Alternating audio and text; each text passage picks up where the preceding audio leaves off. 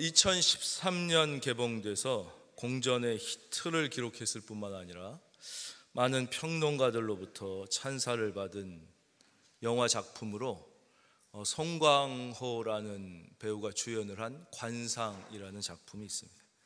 이 작품의 내용은 이렇습니다. 조선 초기 문종에서부터 단종 세조에 이르는 시기에 천재 관상가였던 김내경, 그 사람의 얼굴만 보면 그 사람의 과거뿐만 아니라 미래의 운명까지 꿰뚫어 정확하게 맞히는 천재 관상가였던 김내경이라는 사람이 계유정난에 개입하면서 펼쳐지는 이야기를 극화했습니다.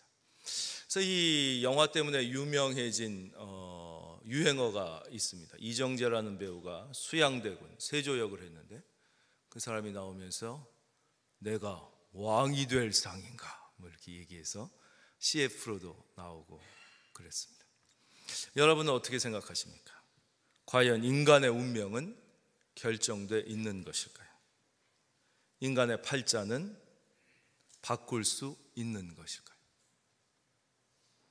만약에 인간의 운명이 타고난 것이라면 그것은 어찌하여 그런 것이며, 만약에 인간의 운명과 팔자가 바꿀 수 있는 것이라면 과연 우리는 어떻게 그 운명과 팔자를 바꾸어 낼 수 있을까요? 오늘 야곱의 생애를 통하여 하나님의 뜻을 살펴보도록 하겠습니다. 야곱은 외삼촌 집에서 무려 20년이라는 긴 세월을 머슴살이를 하게 됩니다.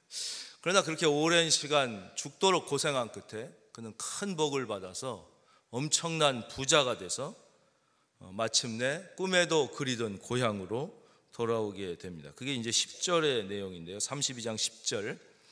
나는 주께서 주의 종에게 베푸신 모든 은총과 모든 진실하심을 조금도 감당할 수 없사오나 내가 내 지팡이만 가지고 이 요단을 건넜더니 지금은 2때나 이루었나이다. 계산할 수가 없을 정도로 어마어마한 부자가 되어서 돌아오게 됩니다. 근데 그가 이렇게 부자가 되었다고 해서 마음이 기쁘고 평안했던 것은 아니었습니다. 그의 마음에는 말할 수 없는 고통이 있었습니다. 20년 동안 그의 마음을 짓누르고 있는 바위와 같은 걱정과 근심과 불안과 초조가 있었다는 것이죠. 그건 누구에게나 마찬가지입니다. 그렇게 유명한 연예인이, 인기가 많던 사람들이 좌절하고 자살하는 얘기를 우리는 너무나 많이 듣습니다. 이제는 뉴스도 아닙니다. 그렇게 큰 부자와 재벌들이 목숨을 끊고 견디다 못해 이혼을 하고 이런 얘기들을 이제 많이 듣습니다. 모든 인간은 그렇습니다. 아무리 돈이 많아도, 아무리 지식이 높아도, 아무리 권력과 힘이 있어도 모든 인간의 마음에는 불안, 초조, 걱정, 근심 다 있는 것입니다. 이것을 맡길 대상이 없기 때문에 모든 인간은, 바로 야곱도 그랬습니다. 그 이유는 그는 형과 사이가 너무나도 나빴기 때문입니다. 고향에는 장비 같은 형이 도사리고 있었습니다. 잘 아시겠지만 야곱은 팥죽 한 그릇으로 형의 장자권을 뺏었습니다. 형 에서는 야곱하고 전혀 달랐어요. 형은 태어날 때부터 기골이 장대하고 온몸에 털이 나고 키가 크고 사냥을 좋아하고 남자다웠습니다. 그런데 반면에 야곱은 기생 오레비 같고 뺀질뺀질하고 왜소하고 밖에 나가서 활동하는 것보다 엄마 치마폭에서 이렇게 요리나 하는 걸 좋아했었습니다. 근데 문제는 그 당시에는 모든 아버지의 권리, 권한, 이 축복이 장자에게 다 계승됐었습니다. 근데 야곱은 욕심은 또 무지하게 많은 거예요. 욕심이 많고 아주 자아중심적인 인물이었어요. 굳이 야곱만 그렇겠습니까? 모든 인간들이 야곱 같은 것이죠. 그래가지고 이 형이 부러워 죽겠는 거예요. 근데 이제 형은 보통 사냥꾼이니까 밖에 한번 나가면 일주일, 2주일씩 나갔다가 짐승을 들쳐 업고 오는데, 그러니까 밖에 나가면 며칠씩 밥을 못 먹을 거 아니에요. 그때도 며칠씩 사냥하고 오다가 며칠을 굶어. 너무 배가 고픈데 야가 빠진 야곱이 형 배고프지? 야 배고파 죽겠다. 그럼 장자권 주면 팥죽 하나 주지. 그런 거예요. 야야 그 장자권 나 지금 굶어 죽겠는데 빨리 줘라. 그래가지고 팥죽을 먹은 것이죠. 뭐 에서는 별 생각 없이 한 것입니다. 그러나 야곱은 내가 장자권 샀다고 생각한 것입니다. 그 다음에 아버지 이제 이삭이 나이가 많아서 눈이 어두워졌는데, 그때도 큰아들 에서는 이제 사냥을 나간 것이죠. 근데 이제 이삭이 자기가 곧 죽을 시간이 임박한 것을 알고 에서를 찾습니다. 에서, 내 장자 에서는 어디 있느냐? 내가 나의 모든 유산과 축복을 내 장자에게 이제 남겨야 되겠다. 그러면서 장자를 찾아요. 그러니까 야곱이 온몸에 털을 붙인 다음에, 아버지, 제가 첫째 아들 에서입니다. 저에게 축복하시고 장자권을 주십시오. 그러니까 아버지가 야곱에게 장자권을 넘기고 모든 축복을 하면, 물론 이삭이 완전히 속았냐? 그렇지는 않습니다. 알면서도 속은 것입니다. 그래서 성경에 보면 이삭이 이렇게 얘기합니다. 팔은 에서의 팔이로되 목소리는 야곱의 목소리로다. 그 소식을 나중에 에서가 들었으니 분노가 막 심한 거예요. 이런 못된 놈 당장 내가 쳐 죽인다. 그래서 막 도끼를 들고 오니까 이제 어머니가 볼 때 이 둘째도 내 아들이고 첫째도 내 아들인데 이거 어떡하냐? 그래갖고 둘째를 몰래 숨겨가지고 자기의 친정집으로 도망을 보내는 거죠. 친정 오레비인 라반의 집에 도망을 보낸 것입니다. 야곱이 아무것도 없이 형에게 죽을까봐 무서워서 빈 몸으로 외삼촌네 도망을 갔어요. 근데 또 이 외삼촌이 보통 인간이 아니에요. 아주 지독한 놈이에요.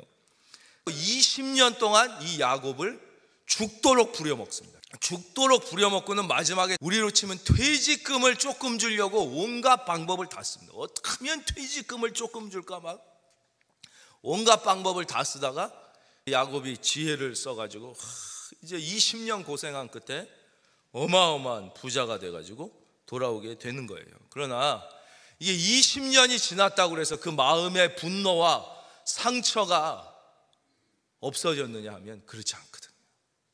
20년이 아니라 40년이 지나도 그 분노와 아픔은 계속 있는 거예요. 여러분도 그렇지 않습니까?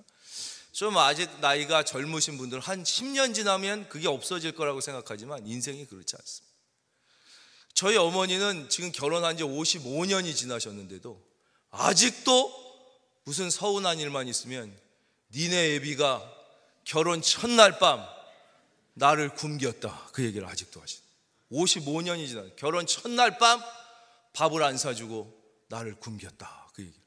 그런 말씀을 하시는 거 보면 이게 상처라는 게 그렇게 쉽게 사라지지 않는다는 것을 알 수 있습니다. 그래서 야곱은 너무나 두려운 것입니다. 이제 고향에 내가 큰 부자가 돼서 오는데 형의 성격을 알거든요. 형이 가만히 있을 사람이 아니에요. 자기한테 무슨 짓을 할지 모른단 말이에요. 그래서 야곱이 불안해서 먼저 형에게 사람을 보냅니다. 사람을 보내가지고, 형님, 아우가 20년 만에 고향에 돌아옵니다. 형님, 이 아우를 좀 받아주십시오. 형님 마음을 좀 알아보려고 그런 거죠. 근데 이게 웬일입니까? 이 야곱의 소식을 듣고 에서에게 갔던 심부름꾼이 얼굴이 사색이 돼서 돌아오는 거예요. 그러니까 에서 형님이 화가 머리끝까지 나가지고 이놈은 야곱 오기만 하면 내가 쳐 죽인다. 400명의 군사를 준비해서 주인님을 죽이러 오고 있습니다.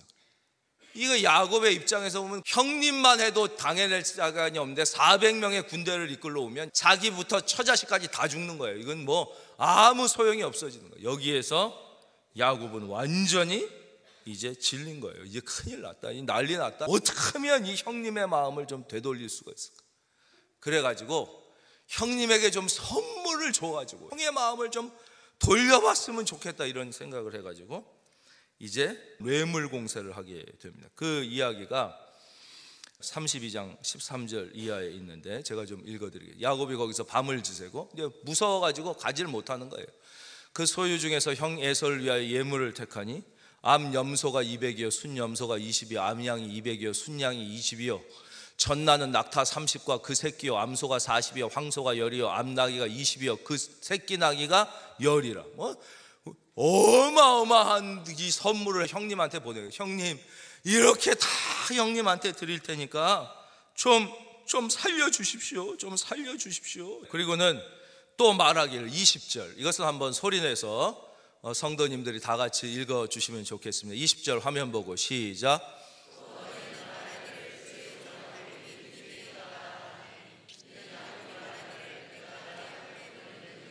형의 감정을 푼 후에 대면하면 형이 혹시 나를 받아주리라 함이었더라. 혹시 이렇게 해서 형의 마음을 녹이면은 형이 좀 받아주지 않을까 이렇게 한 거예요. 그러나 그래도 마음이 놓이지라. 왜냐? 형을 알거든요. 그리고 자기가 한 짓을 알거든요. 자기가 한 짓을 알고 형의 성격을 알거든요.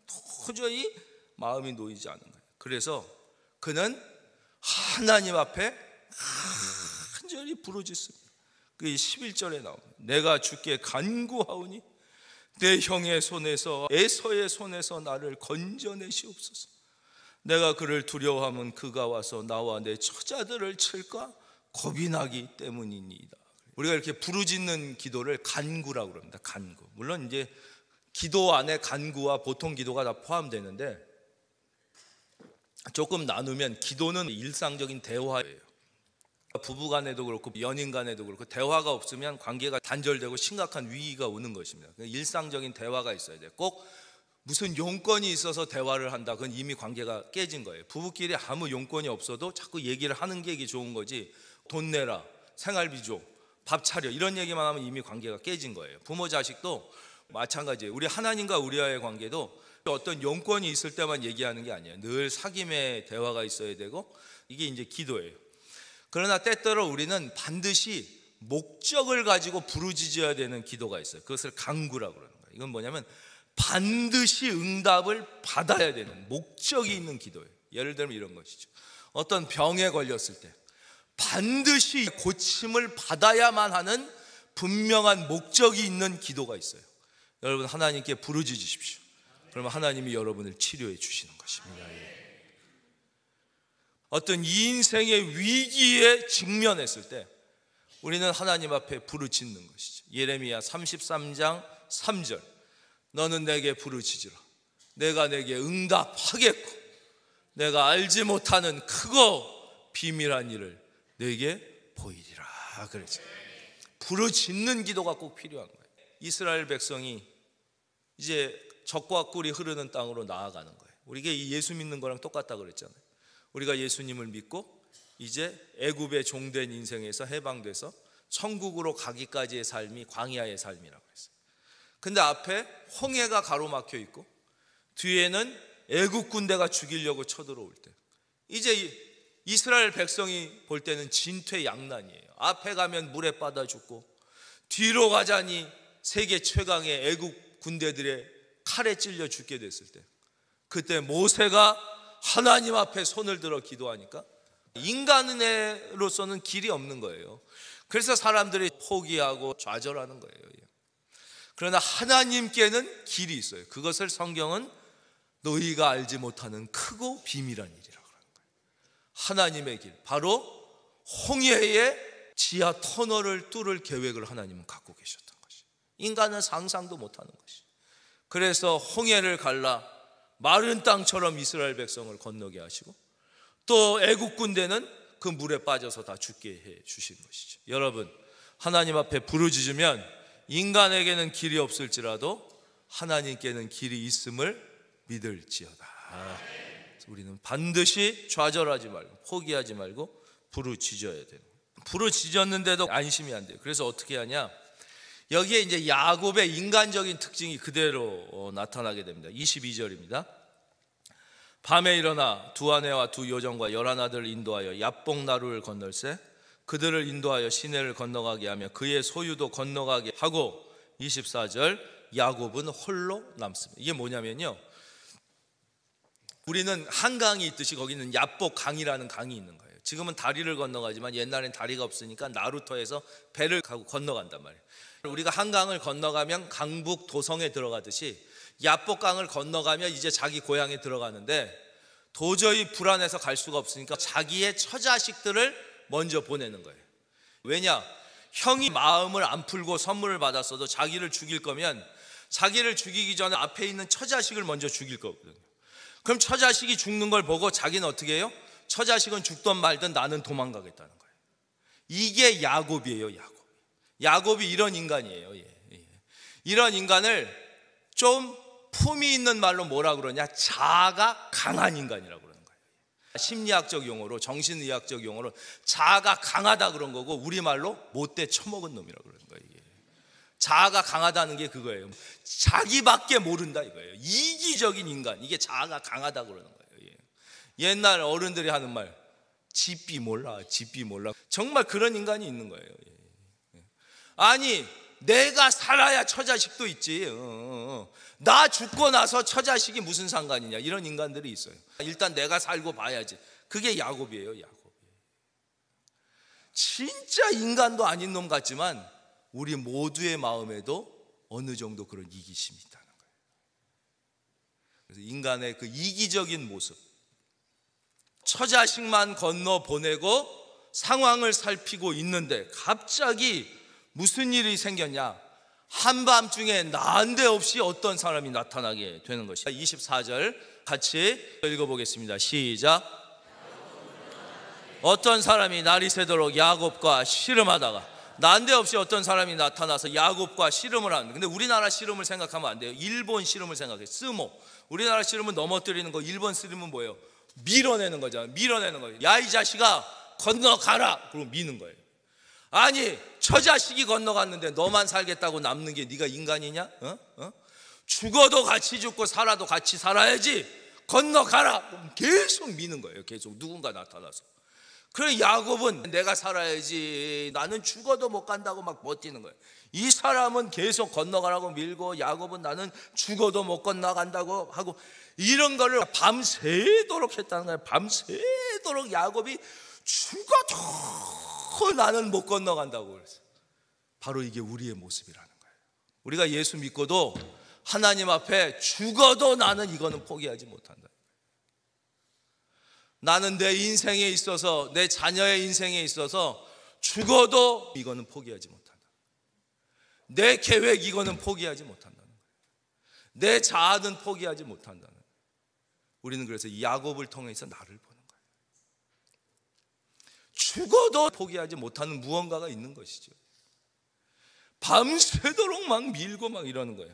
그러다가 야곱을 계속 건너가라고 밀던 이 사람이 어떻게 합니까? 25절, 자기가 야곱을 이기지 못함을 보고 그가 야곱의 허벅지 관절을 치매, 야곱의 허벅지 관절이 그 사람과 씨름할 때 어긋났더라.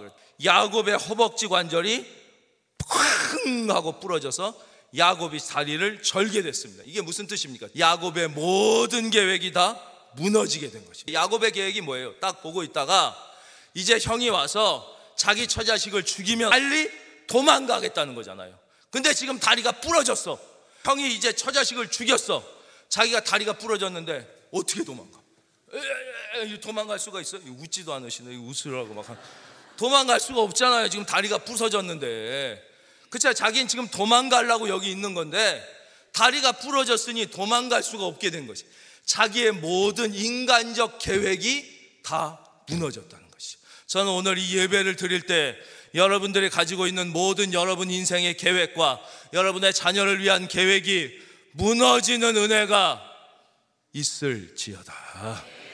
이 아멘을 하신 분들에게 큰 복이 있기를 바라고, 아멘을 안 하신 분은 한 번 더 기회를 드리겠습니다. 이 시간 하나님의 말씀을 들을 때 여러분의 인생의 모든 계획과 여러분의 자녀를 위한 모든 계획이 무너지는 은혜가 임할지어다. 무너지는 게 그게 은혜라는 거예요. 보세요. 28절, 그가 이르되 내 이름을 다시는 야곱이라 부를 것이 아니요 이스라엘이라 부를 것이니 이는 내가 하나님과 및 사람들과 겨루어 이겼음이니라. 그러죠. 뭐가 이겨요? 지금 졌는데, 다리가 부러져 졌는데 왜 이겨요? 여러분, 하나님과 싸움에서 지면 이기는 것입니다. 이기면 지는 거예요. 하나님과 싸움에서 지면 이기는 거예요. 이기면 영원히 지는 거예요. 지금 다리가 부러져서 자기의 계획대로 되지 않으면 이제 하나님의 더 좋은 계획이 야곱을 통하여 이루어지는 거예요. 27절, 그 사람이 그에게 이르되 내 이름이 무엇이냐? 그가 이르되 야곱이니이다. 28절, 그가 이르되 내 이름을 다시는 야곱이라 부를 것이 아니라 이스라엘이라 부를 것이다. 여러분, 야곱이란 이름의 뜻이 무엇입니까? 사기꾼이라는 뜻입니다. 치사한 자라는 뜻입니다. 야곱은 자기 이름을 듣거나 부를 때도 아주 기분이 나빠. 왜냐? 야곱이 직역하면 발 뒤꿈치를 잡은 자라는 뜻이에요. 얘는 태어날 때부터도 내가 1등 해야 돼. 안 그러면 못 견뎌. 그런데 뱃속에서부터도 형이 우량하야. 그러니까 자기가 먼저 나오고 싶은데 형을 이길 수가 없으니까 어떻게든지 형 못 나오게 하려고 뒤꿈치를 붙잡고 늘어진 거예요. 형이 나오니까 이제는 형 힘 의지해서 나오려고 이렇게 나왔어요. 그래서 그 뜻이 직역하면 발 뒤꿈치를 잡은 자, 의미는 사기꾼, 남 뒷자리 붙잡고 늘어지는 놈이란 뜻이에요. 사람이 이름 의미도 있고 부르기도 좋아야 되는데 야곱은 정말 자기 이름 들을 때마다 더러운 거예요. 그런데 그가 허벅다리가 부러져서 하나님에게 지니까 어떻게 돼요? 그 이름이 이스라엘이 되는 거예요. 저는 이 추수감사절 여러분들의 이름이 이스라엘이 되는 영광스러운 축복이 있기를 바랍니다. 언제 그런 일이 일어나는 거예요?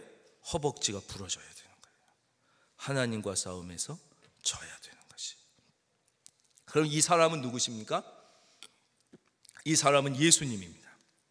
이 사람은 하나님인데 하나님이 나중에 성육신하여 성자의 모습으로 오시기 전에 예수님을 의미하는 건데요. 그걸 야곱이 설명해도 알 수가 없지요. 그래서 29절 야곱이 청하여 이르되 당신의 이름을 알려주소서. 그 사람이 이르되 어찌하여 내 이름을 묻느냐고 거기서 야곱에게 축복하지. 왜 알려준다고 야곱이 알 수 있겠어요? 내가 앞으로 수천 년 후에 인류의 모든 죄를 끌어안고 십자가에서 죽고 인류를 구원하기 위하여 이 땅에 오는 하나님의 독생자 아들 예수라 알 수가 없어요. 그러니까 여러분들이 모르는 것은 하나님이 안 알려주시는 것은 설명해도 모르기 때문에 안 알려주시는 거예요. 자꾸 알려고 하지 말고 하나님이 이미 알려주시는 것, 성경을 읽을 때 이해되는 것 붙잡고 순종하면 되는 거예요. 순종하면. 이미 이해할 수 있는 것도 많아요. 이미 알려주신 것도 많아요.